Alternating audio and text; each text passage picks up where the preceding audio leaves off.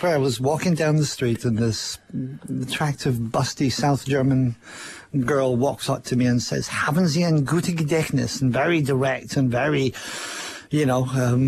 absolutely knew what she was talking about. Haben Sie gutes Gedächtnis means have you a good memory. That's what it is, right? Yeah. And I'm like, what the heck's that about? I don't know. And she said, well, come with me, let's find out. In German. Yeah. And takes me up to the Scientology Center, where I'm given a personality test.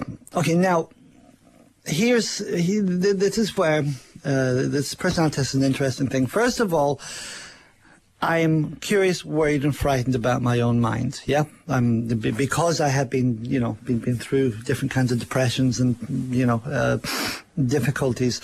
So my mind interests me. And I know that. Look, I have issues. I don't know how to deal with them. I don't know what avenue to go to get help on.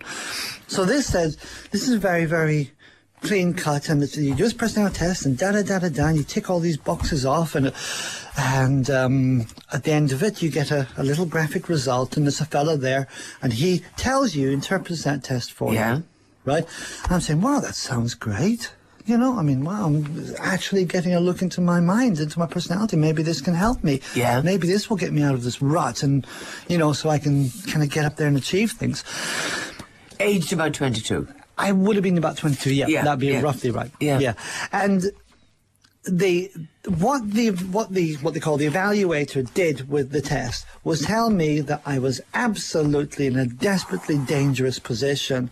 It was very likely I would be dead before I was what did he say?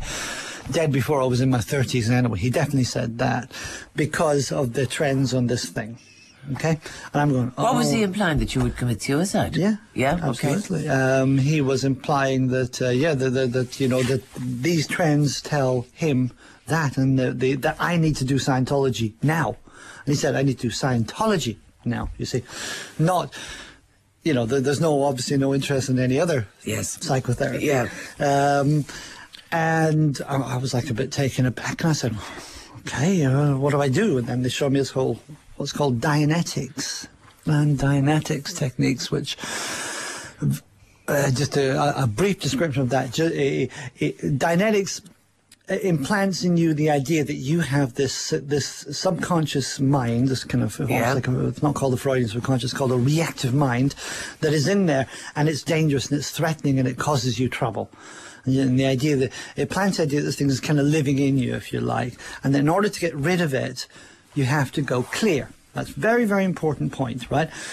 So the idea is implanted in you, and then you do loads of reading, discovering all about how terrible this reactive mind is, and its engrams, these like little memories that can be triggered by different things, and that could knock you into depression or make you go crazy and make you do strange, weird things. And I go, wow, and I'm quite vulnerable, I suppose. I'm quite naive. I kind of swallow it all very quickly, right? And so I began doing this Dianetic counseling, which is what you do before what's called the Scientology counseling. Dianetics deals with this mind, and then Scientology deals with this whole spiritual thing. Right. Past lives and so on. So to cut a long story short, within a matter of, I think,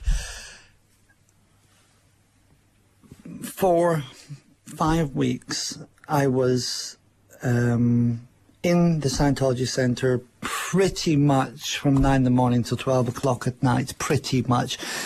No contact with my friends and my peer group around me, that people who had known. Realizing Scientology is very important, and and that I need to be doing this. This is what I need to be doing. Right. And so really, I began to lose all my other contacts. Yeah. See, not to mention my family and so on, of course, because it's quite a long way from my family at home. Yeah. And that was it. And I was fully blown stuck there in Scientology from that point. And then I was further recruited into what's called the C organization, the Scientology's paramilitary organization. Within a matter of about 2 months of that. Right. Well, part of what you were doing at one stage is people spat at you and slapped you, and you were supposed to... Oh, yes. And you were supposed to not react. Was that the idea? Yeah. Exactly. They didn't explicitly, but it was. You weren't allowed to physically strike the person, but you go right up with your hand to the point you're just about to slap the person, right? That kind of thing, or scream at someone like that. This is a routine. And, you know, I've read several studies of it. It's called the training routines. And the idea is to set you up so that you can do Scientology auditing, and you can do Scientology, you can become a Scientology counselor. Right. That's what it said it is, yeah.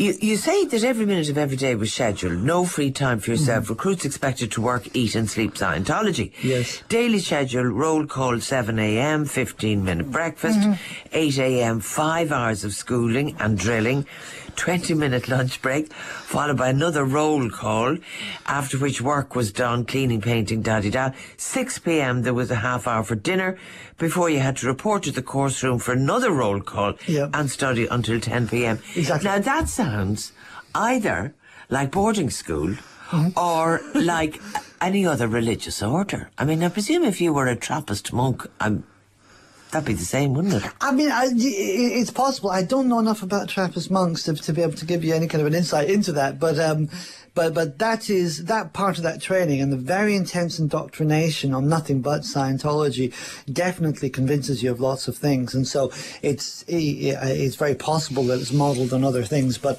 it was pretty intense, and that was my basic training. Now, selling courses which could very quickly cost somebody 35 grand, a further one costing 15 grand, other materials costing 15 grand. What happens to all this money? And you talk about a fundraiser one night that raised, I think, was it 6.4 million? I think it was actually 16 million. 16 million, I beg your pardon. Yeah. And that was US dollars. 10 million between... Yeah, between cult members. Yeah. It was... this was an event at St. Hill, which is done every year, which is the International Association of Scientologists, and it's purely a fundraising event, and it's a very big plush event, and Tom Cruise is there, and John Travolta there, and Nancy Cartwright, and, you know, you'll see all the top Scientology stars. And they give lots of dosh. Huge money. Just and where does the money go? Well, you see, this is the thing, I don't even know. Because you worked in accounts, didn't you? Well, I was working on developing and installing the church's finance computer system across the world. You know, so I knew all about the individual, but you see, it's very segmented. I only knew about these continental level accounts and the individual organization level accounts, and just a little bit of the first level of international accounts. And the accounts are like these little capillaries that come off from veins, you know, and the money just disappears. To where? Well, I do know for a fact that, you know, people used to be sent over with cases of money to Liechtenstein and to the Cayman Islands. I do know that because a person got friends who used to do that job. He used to jump on the Concorde in the morning, you know, and fly over to England and then